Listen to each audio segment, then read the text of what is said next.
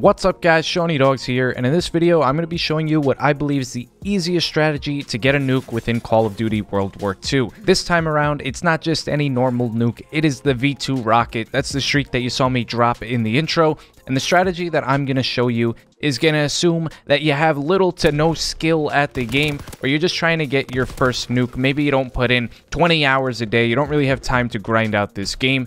This is the strategy that you want to follow. Now, it's worth noting, if you do have like a God Squad 6-man, if you have 5 friends that are really good at the game, obviously it's going to be a lot easier to get a nuke if you just play with them, let them get UAVs for you, and sort of play a support role. But if you don't have that and you're just playing solo, this is the strategy that you want to be taking on. Also, if your luck is anything like mine, you just got to keep a level head and try not to get frustrated. There's a lot of deaths in this game that are completely out of your control. It still has its problems. It's in the early stages. Sometimes the hit detection can be a little off. Sometimes I feel like they turn aim assist off for a kill. My PPSH, it'll kill in 3 bullets, 3 bullets, 4 bullets, 15 bullets the next time. There's some inconsistencies, and you can't really blame yourself for them. Now, this first strategy, it doesn't work out for me most of the time because I think it is much harder than the second approach that I'm going to show you. What you're watching me do right now, or at least attempt to do, I think I died on like a 17 kill streak, is the old free-for-all spawn trap. If you've played free-for-all before, there's 8 players,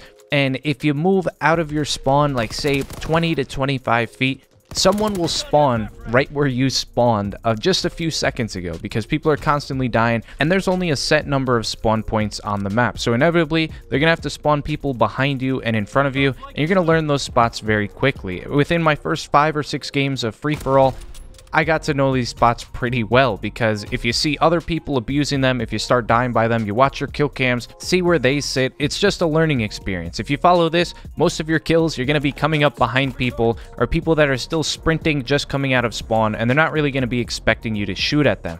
Now, the main problem with this strategy, and what I find myself dying to a lot, is it only works up to a certain extent. Once you kill the same guy 4 or 5 times, he's going to start to catch on to what you're doing. He's going to start gunning for you every single life. And as you get closer and closer to your nuke, let's say you're on a 20 kill streak, you probably have 3 or 4 guys in your lobby that are extremely mad at you for the aggressive spawn killing, and you're getting pushed time and time again. If they're half decent at the game, it's only a matter of time before they finally outsmart you and take you off your streak. Now, if they are extremely bad at the game, it doesn't matter if they're doing this, because you're just going to be outgunning them. But assuming you have no skill, this is probably not the strategy that you want to follow. On a map like USS Texas, it's hard to navigate this map, especially if you're trying to use a submachine gun, which is what I was doing. So that's the main reason I was sitting back here. I figured I'd have better chances of survival trying to outsmart these fresh spawns, rather than risking dying in transit on another part of the map. Unfortunately, one missed snipe caused my downfall, which you're going to see in just a few seconds, because I didn't manage to kill this guy right away, and I ended up getting double teamed by him and another player. There was really nothing I could do, because one of them was shooting me in the back, and you just got to take that death and learn from your mistakes. You probably could have positioned yourself better to enter certain gunfights, or maybe you could have hit some shots that you ended up missing. But this gameplay right here, this is the one that I got the nuke on.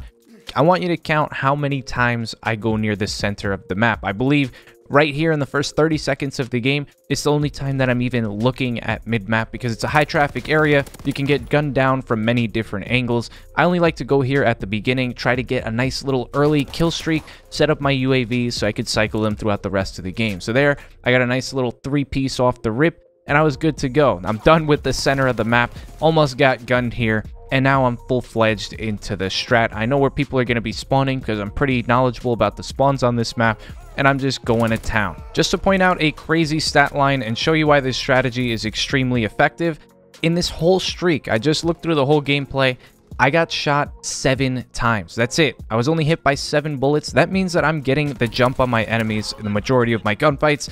It means that you don't really even have to have great gun skill to accomplish this. You just have to be smart, be knowledgeable about the spawns, know where you're going on the map. What's different from this strategy compared to what I was doing on USS Texas is maybe I'll stay in an area here for maybe 3 or 4 kills, find out where people are spawning, but immediately after those few kills, I dip out to the next area because it's not really like a spawn trap. It's just sort of the mechanics of free-for-all. It's how the game type works, and you can make your way through the map slowly as you kill your enemies. Let's say you kill the guy in front of you, you run up to where he was, you now advance the spot. Now there's going to be another guy behind you and in front of you. You kill the next one, move up, and it's a continuous cycle. Oh wait, Sean, I thought you said you didn't go to mid-map. Well, I'm breaking the rules. The wonderful thing about using a strategy like this is that it is extremely flexible. There's not a set in stone path that you have to follow. As long as you think that you're making the right decision, putting yourself in the best position to win the next gunfight, then that is fine. You don't have to go to exact spots. You can move freely around the map. You just gotta be smart about it. This is not a jetpacking Call of Duty. You can't really dodge bullets. The only things in your control are your positioning and your gun skill, so you gotta make sure you're in the right spot at the right time. Something that a lot of people don't like to hear is, of course, you're gonna have to play the map London Docks 8, 9, 10 times to really know the spawns, know when you can go to certain areas and what areas are the best to go to. It is all about experience and playing the game. And one of the reasons most Call of Duty players never end up getting nukes is because they're not playing the game to get better. They're just sort of nonchalantly walking around the map like zombies. And those are the people that you don't want to be like. If you're right around a 1 KD, and there's nothing wrong with having a 1 KD, I just want to point that out. But what that means is you're running out, you're killing someone, and you're dying. You're basically just trading out. You're a cog in the machine, and you're not really doing anything too special. In order to break that trend, you have to treat your life in Call of Duty like you're a supercomputer. Everything that you do wrong, you have to learn from your mistakes so you don't do it again. That is how you get better. In terms of aiming and gun skill, that takes a lot more time to develop. Does it help that I have a nice headset, paddles on the back of my controller, and control freaks?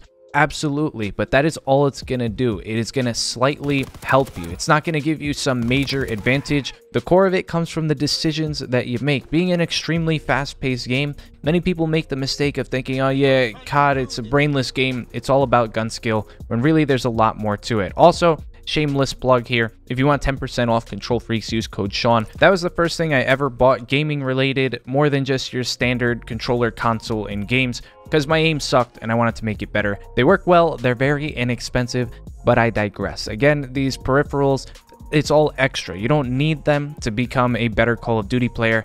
All in all, they might make you, 10% better, which some people might value a lot more differently than others. That's why some people pay top dollar for your newest scuff controller when Jimmy down the street is using his $20 hand-me-down Xbox 360 and his black and white TV. Now, I'm not going to completely ignore the class setup because that is a very important part as well. If you're using a terrible gun, it doesn't matter how smart you are if you can't kill the guy in front of you. But what's really important is using the division, weapon, and attachments that make you comfortable, and that is going to be different for everyone. Not everyone likes the same guns, they don't like how they handle, and that's why I'm not going to focus too much on the class setup. I will have plenty of class setup and best tips and tricks videos on the channel, and if you can't wait until then, I have a massive best tips and tricks for Call of Duty playlist on the channel.